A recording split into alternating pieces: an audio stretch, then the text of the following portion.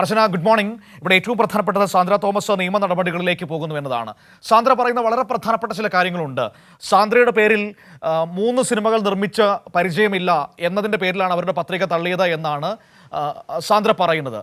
അവിടെ സാന്ദ്ര ഉന്നയിക്കുന്നൊരു പ്രധാനപ്പെട്ട വിഷയം, സാന്ദ്ര നേരത്തെ മറ്റൊരു പ്രൊഡക്ഷൻ ഹൗസിൻ്റെ ഭാഗമായിരുന്നു. ആ പ്രൊഡക്ഷൻ ഹൗസിൽ നിന്നുകൊണ്ട് തന്നെ സിനിമകൾ ഒരുപാട് നിർമ്മിച്ചിട്ടുണ്ട്. നമുക്കറിയാം, സാന്ദ്രയെ നമ്മൾ വർഷങ്ങളായി സിനിമാ ഫീൽഡിൽ നിർമ്മാതാവ് എന്ന നിലയിലും അഭിനേത്രി എന്ന നിലയിലും കാണുന്നതാണ്. ഇപ്പോൾ സ്വന്തം നിലയ്ക്ക് സ്വന്തം ഫിലിം കമ്പനി രൂപീകരിച്ച് സിനിമകൾ പ്രൊഡ്യൂസ് ചെയ്ത് തുടങ്ങുകയും ചെയ്തിട്ടുണ്ട്.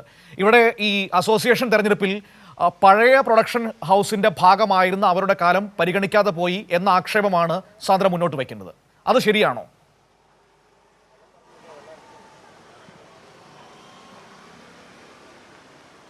മനോ, തീർച്ചയായും പ്രധാനമായി ഇതുമായി ബന്ധപ്പെട്ടാണ് ഇന്നലെ അടക്കം തർക്കമുണ്ടായത്. അതായത് ഈ സംഘടനയുടെ പ്രൊഡ്യൂസേഴ്സ് അസോസിയേഷൻ സംഘടനയുടെ ബൈലോ പ്രകാരം 3 സ്വതന്ത്രമായി നിർമ്മിച്ച 3 സർട്ടിഫിക്കറ്റുകൾ, അതായത് സെൻസർ സർട്ടിഫിക്കറ്റുകൾ ഹാജരാക്കണമെന്നാണ് ഈ ബൈലോയിൽ പറയുന്നതെന്നാണ് ഭാരവാഹികൾ പറയുന്നത്. എന്നാൽ സാന്ദ്ര തോമസ് പറയുന്നത് സ്വതന്ത്രമായല്ല, നിർമ്മിച്ച 3 സിനിമയുടെ സർട്ടിഫിക്കറ്റ് ഹാജരാക്കണമെന്നാണ് ബൈലോയിൽ പറയുന്നതാണ് അവർ പറഞ്ഞത്. അതിൻ്റെ അടിസ്ഥാനത്തിലാണ് അവർ 3 സർട്ടിഫിക്കറ്റുകൾ ഹാജരാക്കിയത്.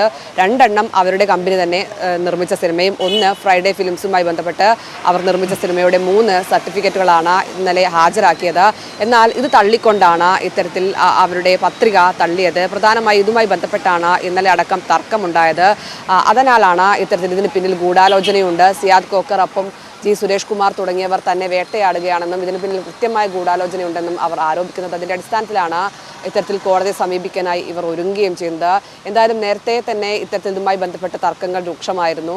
ഈ സംഘടനയിൽ പ്രൊഡ്യൂസേഴ്സ് അസോസിയേഷനുമായി ബന്ധപ്പെട്ട ചില തർക്കങ്ങൾ, അന്ന് ഈ കൃത്യമായ നിലപാട് വ്യക്തമാക്കിയതിൻ്റെ പേരിലും എല്ലാം തന്നെ ഇത്തരത്തിൽ സാന്ദ്ര തോമസിനെ കൂട്ടമായി ആക്രമിക്കുന്ന അടക്കം ആരോപണങ്ങൾ ഉന്നയിച്ചതാണ്. ഇതിൻ്റെ പിന്നാലെയാണ് ഇത്തരത്തിലൊരു പ്രതിസന്ധി കൂടി മുന്നോട്ട് വരുന്നത്. എന്തായാലും സാന്ദ്ര തോമസ് പ്രധാനമായും പറയുന്നത് ബൈലോയിൽ അത്തരമൊരു കാര്യങ്ങൾ പറഞ്ഞിട്ടില്ല. അതായത് സ്വതന്ത്രമായി നിർമ്മിച്ച സിനിമയുടെ സർട്ടിഫിക്കറ്റ് ഹാജരാക്കണമെന്നൊരു കാര്യം ഇതിൽ പറഞ്ഞിട്ടില്ല. അതുകൊണ്ടാണ് താനും ഒപ്പം താൻ നേരത്തെ ചേർന്ന് ഫ്രൈഡേ ഫിലിംസുമായി ബന്ധപ്പെട്ട സിനിമ സർട്ടിഫിക്കറ്റ് ഹാജരാക്കിയത്. അതുകൊണ്ട് തന്നെ ബൈലോയിൽ അത്തരമൊരു നിയമാവലി ഇല്ല. അതുകൊണ്ട് തന്നെയാണ് നിയമ നടപടിക്ക് ഒരുങ്ങുന്നത് എന്നാണ് സാന്ദ്ര തോമസ് ഇതുമായി ബന്ധപ്പെട്ട് ചൂണ്ടിക്കാണിക്കുന്നത്. അതുകൊണ്ട് തന്നെ ശക്തമായ നിയമ നടപടിക്ക് ഒരുങ്ങുകയാണ് ഇവർ. എന്താണ് അടുത്ത ഘട്ടം എന്ന തരത്തിൽ അവർ കോടതിയെ സമീപിക്കുമെന്നാണ് ഇന്നലെ അടക്കം അറിയിച്ചത്. അതുകൊണ്ട് തന്നെ എന്തായിരിക്കും സംഘടന ഇതുമായി ബന്ധപ്പെട്ട് തീരുമാനമെടുക്കുക എന്ന് വ്യക്തമാകേണ്ടതുണ്ട്. എന്തായാലും നിലവിൽ സാന്ദ്ര തോമസിന്റെ പത്രിക ഇന്നലെ തന്നെ തള്ളിയിരുന്നു. ഇതുമായി ബന്ധപ്പെട്ടാണ് ഇന്നലെ സംഘടനക്കകത്ത് വാക്കേറ്റമടക്കം ഉണ്ടാകുകയും ചെയ്തത്.